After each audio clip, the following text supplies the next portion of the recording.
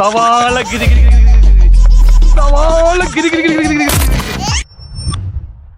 LDF ലക്ഷ്യമിടുന്നത് 110 സീറ്റുകളോടെയുള്ള വലിയ വിജയം എന്നാണ് മനസ്സിലാക്കുന്നത്. തോൽക്കുന്നതിന് തൊട്ട് മുമ്പ് വരെ ശുഭാപ്തി വിശ്വാസം വളരെ നല്ലതാണ്.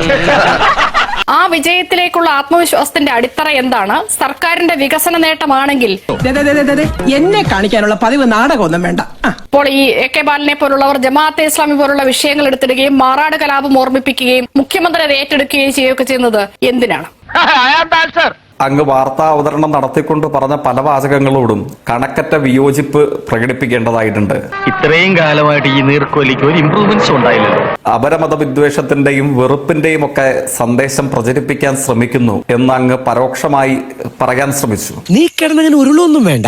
അതെ, ഞങ്ങൾ ചോറ് തന്നെ കൊണ്ടുവന്നേ. ആ പറയാൻ ശ്രമിച്ചത് അങ്ങേക്ക് ബഹുമാന്യനായ മുഖ്യമന്ത്രി അല്ലെങ്കിൽ മുൻ വൈദ്യുതി വകുപ്പ് മന്ത്രി സഖാവ് AK ബാലൻ ഇവരൊക്കെ നടത്തിയ പ്രസ്താവനകളോടുള്ള അങ്ങയുടെ പ്രതികരണമായിരിക്കാം. ഇവർ ചെയ്യുന്നത് എന്താണെന്ന് ഇവർ അറിയുന്നില്ല. ഞാൻ എല്ലാം അറിഞ്ഞുകൊണ്ട് തന്നെ ചെയ്യുന്നത്.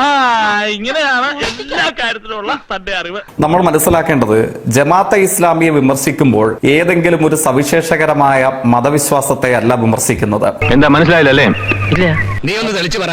മതഭ്രാന്തിനെ വിമർശിക്കുമ്പോൾ പല മതഭ്രാന്തന്മാരും ഉയർത്തിക്കാട്ടാറുള്ളത് വിമർശനം ഉന്നയിക്കപ്പെടുന്നത് തങ്ങൾ ഉയർത്തിപ്പിടിക്കുന്ന ഭ്രാന്തമായ ആശയത്തിനാണെങ്കിലും തങ്ങളുടെ മതത്തെ വിമർശിക്കുന്നു എന്ന പച്ചക്കള്ളമാണ് പല വർഗീയവാദികളും പ്രചരിപ്പിക്കാൻ ശ്രമിക്കുന്നത്. അതാ നിന്റെ വിഷമം അല്ല പിന്നെ? ഇവിടെ ജമാഅത്തെ ഇസ്ലാമിയെ ആവട്ടെ, RSSനെ ആവട്ടെ, കാസയെ ആവട്ടെ, നമ്മുടെ നാട്ടിൽ മതത്തെ ഉപയോഗിച്ച് വർഗീയതയും മതഭ്രാന്തും പ്രചരിപ്പിക്കാൻ ശ്രമിക്കുന്ന ചെറുതും വലുതുമായ സംഘങ്ങളാണ് ഞാൻ ഈ സൂചിപ്പിച്ച പേരുകൾ ഓരോന്നും. അവരെ വിമർശിക്കുമ്പോൾ വർഗീയതയാണ്, മതഭ്രാന്തിനെയാണ് വിമർശിക്കുന്നത്. ഇതൊക്കെ ഞങ്ങളോട് പറഞ്ഞത് എന്തിനാണ്?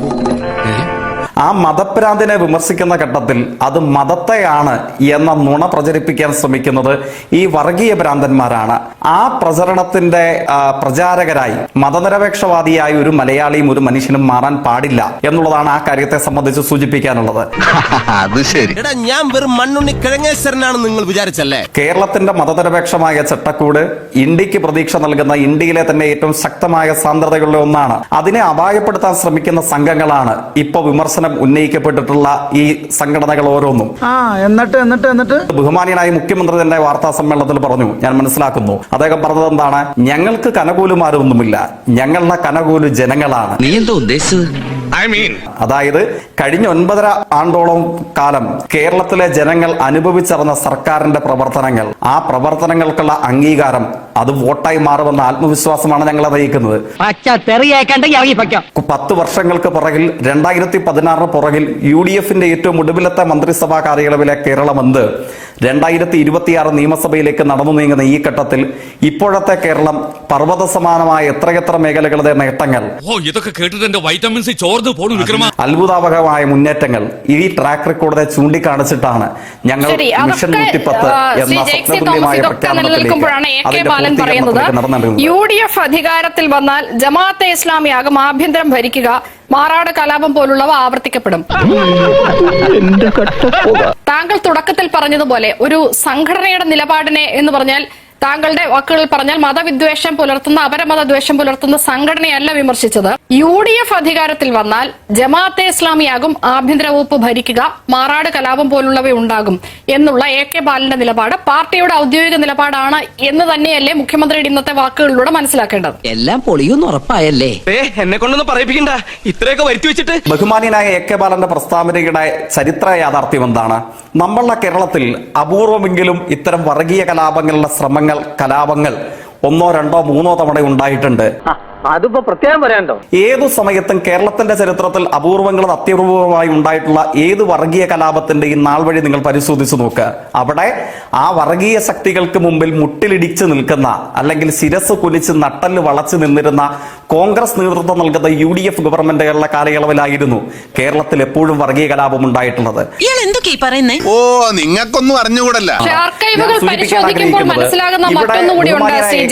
അവിടെയാണ് പ്രശ്നം. താങ്കളും മുഖ്യമന്ത്രിയും ഒക്കെ സൂചിപ്പിക്കുന്ന മാറാട് കലാപവും ജമാഅത്തെ ഇസ്ലാമിയും 1ഉം 2ഉം മാറാട് കലാപങ്ങൾ നടക്കുമ്പോൾ CPMന് പിന്തുണ നൽകിയിരുന്ന പ്രസ്ഥാനമാണ് ജമാഅത്തെ ഇസ്ലാമി. അതും ആർക്കൈവുകൾ പറയുന്നുണ്ട്. അത് പറഞ്ഞപ്പോ നീ എന്തിനാ ഞെട്ടിയത്? ഈ വിഷയത്തിൽ നമ്മൾ ദീർഘകാലയളവ് ഇതിനെ സംബന്ധിച്ച് സംവദിച്ചിട്ടുള്ളതാണ്. ചൂടേറി എത്രയോ തവണ ചർച്ചകൾക്ക് നമ്മൾ തയ്യാറായിട്ടുള്ളതാണ്. ഞാൻ വീണ്ടും അതിന്റെ ആവർത്തനത്തിലേക്ക് പോകുന്നില്ല. ഒരു വാദത്തിന് വേണ്ടി ജമാഅത്തെ ഇസ്ലാമിയും ഇടതുപക്ഷവും തമ്മിൽ തെരഞ്ഞെടുപ്പ് ധാരണ ഉണ്ടായിരുന്നോ? ഇനി ജമാഅത്തെ ഇസ്ലാമി ഇടതുപക്ഷത്തിന് വോട്ട് ചെയ്യാൻ തയ്യാറായതിനെ സംബന്ധിച്ച് സാധാരണ ഇത്തരം ചർച്ചകളിൽ UDFന്റെ പ്രതിനിധികൾ എപ്പോഴും ഉപയോഗിക്കാറുള്ളത് അന്നത്തെ ദേശാഭിമാനിയുടെ എഡിറ്റോറിയൽ ഇത്യാദി കാര്യങ്ങളാണ്. അതിനൊന്നും ഇല്ലേ? ഏത് സമയത്തും നിങ്ങൾ പരിശോധിച്ച് നോക്കിക്കൊള്ളൂ, ജമാഅത്തെ ഇസ്ലാമി ലക്ഷണമൊത്ത മതരാഷ്ട്രവാദമാണ് ഉയർത്തിപ്പിടിക്കുന്നത് എന്ന നിലപാടിൽ നിന്ന് CPIM ഇടതുപക്ഷം പൊതുവിൽ CPIM വിശേഷിച്ച് ഒരു ഘട്ടത്തിൽ പോലും പിന്നോക്കം പോയിരുന്നില്ല. ഇതൊന്നും പറഞ്ഞാൽ വിശ്വസിക്കാൻ മണ്ടനല്ല ഞാൻ. അതൊക്കെ അങ്ങേർക്കും അറിയാം, എന്തെങ്കിലും പറയണ്ടേ? ജമാഅത്തെ ഇസ്ലാമിയുടെ രാഷ്ട്രീയ ധാരണയെ അല്ലെങ്കിൽ വോട്ട് ചെയ്യുന്നതിനെ സംബന്ധിച്ചുള്ള അവരുടെ നിർദ്ദേശത്തെ സ്വീകരിക്കുന്ന ഘട്ടത്തിൽ തന്നെയും അതേ എഡിറ്റോറിയലിന്റെ ആമുഖവാചകങ്ങൾ എന്ന് പറയുന്നത് ഈ മതരാഷ്ട്രവാദം ഉയർത്തിപ്പിടിക്കുന്ന സംഘമാണ് കേരളത്തിൽ ജമാഅത്തെ ഇസ്ലാമി എന്നുള്ളതാണ്. ആ നിലപാടിൽ നിന്ന് ഞങ്ങൾ വെള്ളം ചേർത്തിട്ടില്ല, ഒരു ഘട്ടത്തിൽ പോലും ഞങ്ങൾ പിന്നോക്കം പോയിട്ടില്ല. അതാണ് ജമാഅത്തെ ഇസ്ലാമിയെ സംബന്ധിച്ചുള്ള ഞങ്ങളുടെ സമീപനം. 2006 തെരഞ്ഞെടുപ്പ് വിശകലനം നടത്തിക്കൊണ്ട് അന്ന് പാർട്ടി സെക്രട്ടറി ആയിരുന്ന പിണറായി വിജയൻ പറഞ്ഞ വാക്ക്, മുസ്ലിം വിഭാഗത്തിലുള്ള മറ്റ് ചില സംഘടനകൾ, ജമാഅത്തെ ഇസ്ലാമിയെ പോലുള്ള ചില സംഘടനകൾ, PDP പോലുള്ള ചിലർ ഞങ്ങളെ സഹായിക്കുന്ന നിലയാണ് ഈ തെരഞ്ഞെടുപ്പിൽ എടുത്തത്. ജമാഅത്തെ ഇസ്ലാമി വർഗീയ നിലപാടുള്ള പ്രസ്ഥാനമാണ് എന്നാണ് എക്കാലവും നിങ്ങളുടെ നിലപാട് എന്നുള്ളത് തെറ്റാണ്. പിണറായി വിജയന്റെ നിലപാട് പോലും അതുമായിരുന്നില്ല. ഒക്കെ തുറന്നു പറഞ്ഞു കൊടുത്താണ് കൃഷ്ണ. ജമാഅത്തെ ഇസ്ലാമി പോലും കൈവിടുക എന്ന് പറഞ്ഞാൽ ജമാഅത്തെ ഇസ്ലാമി ഞങ്ങളുടെ ഉറ്റ സുഹൃത്തായിരിക്കുന്നവരാണ്. ജമാഅത്തെ ഇസ്ലാമി എന്ന് പറയുന്നത് വ്യക്തമായ നിലപാടുകളുള്ള ഒരു മതസംഘടനയാണ്. അവർക്ക് ദേശീയ സാർവദേശീയ നിലപാടുകൾ അടക്കമുണ്ട്. അങ്ങനെ ഇല്ലാതെയുള്ളൊരു കൂട്ടരായിട്ട് അവരെ വളരെ ചുരുക്കി കാണരുത്. ചുരുക്കി കണ്ടോ എന്നുള്ളൊരു സംശയം, അതുകൊണ്ടാണ് ഞാനത് പറയുന്നത്. ഒരു ആവേശപ്പുറത്ത് അങ്ങനെ പറഞ്ഞല്ലാതെ നീ കിടന്നങ്ങനെ ഉരുളൊന്നും വേണ്ട. ദേശീയ സാർവദേശീയ നിലപാടുകളുള്ള വ്യക്തമായ ഒരു പ്രസ്ഥാനമാണ്, അവരെ ചുരുക്കി കാണരുത് എന്ന് പറഞ്ഞത് പിണറായി വിജയൻ തന്നെയാണ്. ആ കാര്യം ഞാൻ ശ്രീ JC തോമസിന്റെ ശ്രദ്ധയിൽപ്പെടുത്തിയെന്ന് മാത്രം. ബാക്കി കാര്യം ഞാൻ പറയേണ്ട ആവശ്യമില്ല. ശ്രീ രാജു P. നായർ, UDF വന്നാൽ ആഭ്യന്തര വകുപ്പ് ഭരിക്കുക ജമാഅത്തെ ഇസ്ലാമി ആകും എന്നുള്ള മുഖ്യമന്ത്രിയാവട്ടെ കേരളത്തിലെ ഇടതുപക്ഷമാവട്ടെ വ്യത്യസ്തമായി പറഞ്ഞോളൂ ജയ്ക്ക്. പറഞ്ഞു സങ്കടം വരുന്നുണ്ടോ? അങ്ങ് മനസ്സിലാക്കേണ്ടത് ഇതിനെ സംബന്ധിച്ചുള്ള ഏതു ഘട്ടത്തിലും ഇത്തരം രാഷ്ട്രീയമായ പിന്തുണ ഇടതുപക്ഷത്തിന് ജമാഅത്തെ ഇസ്ലാമി വാഗ്ദാനം ചെയ്തിട്ടുള്ള ഏതു ഘട്ടത്തിലും ഇത് ജമാഅത്തെ ഇസ്ലാമിയെ പിണറായി വിജയൻ പിന്തുണയ്ക്കുന്നതാണ് കേട്ടത്. പിണറായി വിജയനെ ജമാഅത്തെ ഇസ്ലാമി പിന്തുണയ്ക്കുന്നതല്ല നമ്മളിപ്പോൾ കേട്ടത്.